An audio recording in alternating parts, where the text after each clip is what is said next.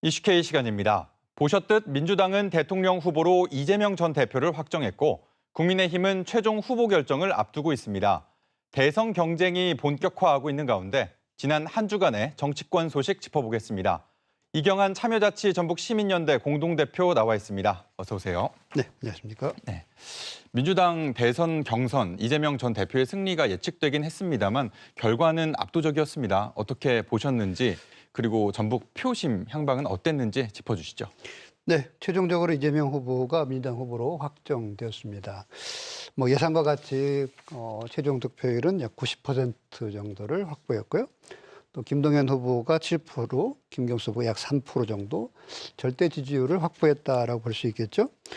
아무래도 이제 호남, 전북을 포함한 호남 지역이 이제 권리당원이 약 33%를 갖고 있어서 굉장히 당심에 어떤 영향을 줄 건가 관건이었는데요.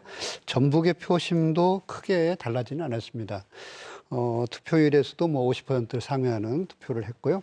결과 이재명 후보가 88.69%, 또 김동연 후보가 7.41%, 김경수 후보가 3.9%를 얻으면서 호남의 결과도 전국의 결과하고 유사하게 이재명 후보를 전폭적으로 지지하는 결과로 나왔다라고 보겠습니다.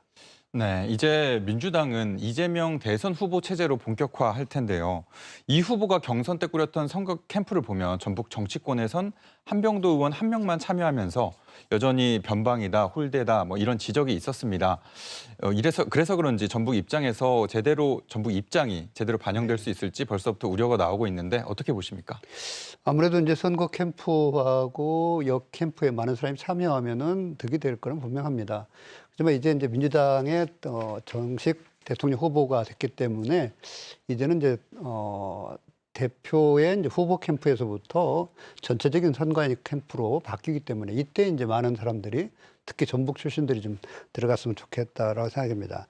이재명 후보의 이제 싱크탱크인 성장과 통합을 이제 벗어나서 새로운 선거 체제를 만들어가고 있는 중이기 때문에 이틀거리 속에서 본다면은 전북도 이제 선거관리위원회 적극적인 참여가 필요하다라는 생각이 들고요. 특히나 이제 인수위가 이제 없이 바로 대통령 임무를 시작하기 때문에 여기서는 이제 정치의 그 선거관리위원회에 들어가는 게 매우 중요하다라는 생각이 들고요. 그나마 이제 다양스러운 것은 이재명 후보하고 아주 밀접한 전북의 다선 의원들이 다수 있다라는 점이에요. 아마도 이제 정권을 잡으면 행정부 입각을 할 수 있는 그런 정도 위치 기반하고 있는 다선 후보들이 있어서 다선 의원들이 있어서 아마도 전북이 마음대로 패싱하거나 홀대받는 거 이런 것은 조금 더 저희가 이제 견제할 필요가 있겠다라는 생각이 듭니다. 네. 그러면 이제 이 후보가 경선 때 내놓았던 전북 공약도 짚어보겠습니다. 새만금과 공공의대 공약, 매번 선거 때마다 나왔던 지역 공약이었던 것 같은데 참신성이 부족하다 이런 지적도 있었습니다. 이 후보가 내놓은 전북 공약 가운데 주목할 만한 게 있다면 어떤 겁니까? 아무래도 이제 민주당 후보 3명이 내놨던 전북 관련 공약들이 전북 특별자치도의 그 공약 개발하고 내용이 차이가 별로 없어서 네. 아쉽다. 전북에 대한 애정과 사랑에 부족하지 않느냐. 이런 점에서 대부분 다 동의하는 것 같습니다. 저도 이제 그 점에 대해서는 상당한 불만족스러운 요소가 되는 것 같고 있습니다만 그나마 이제 와서 조금 달라졌던 것은 새만금 해수유통 확대, 조력발전소 신설 이런 정도.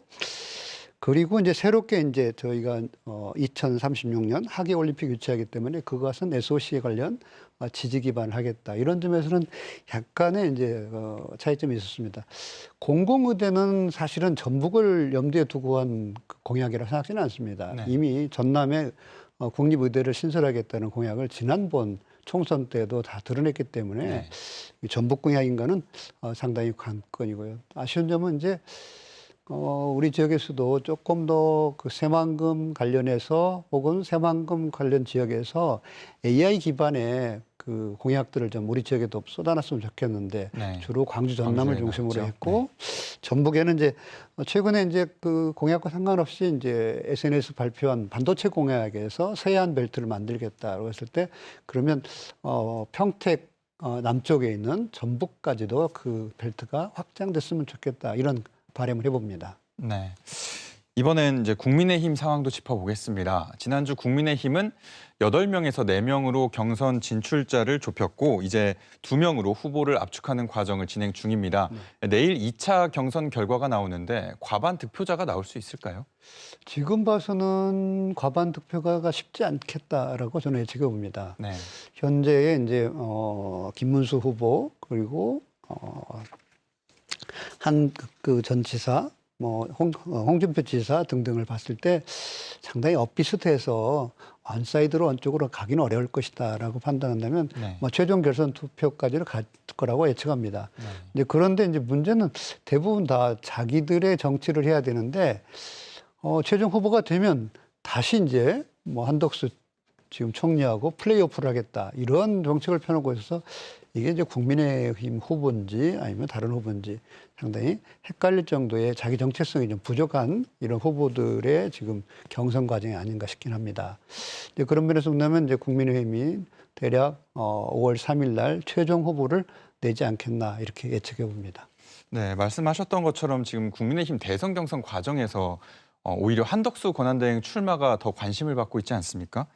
지난주에 이제 나오셨을 때도 얘기를 했었는데 좀 더 출마가 이제 과시화된 것 같습니다. 최근에 각종 여론조사에서 한대행이 국민의힘 경선 후보들보다 앞서고 있고 범보수권에서 유일하게 이재명 후보의 대항마 아니냐는 여론도 나오고 있습니다.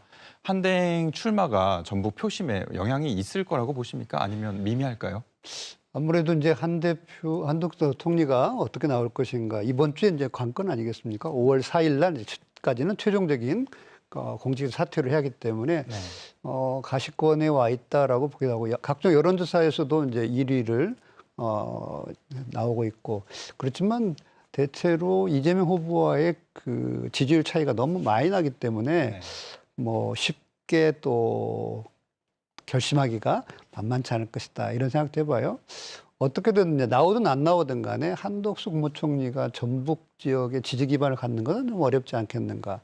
물론 전주 출신이라는 표현을 쓰기도 합니다만 그것은 스스로 불리할 때 쓰는 편이라서 우리 지역에서 한덕수 총리의 출마 여부와 상관없이 국민의힘 지지도는 상당히 낮을 거다라고 예측해 봅니다. 네. 오늘은 여기까지 듣겠습니다. 고맙습니다.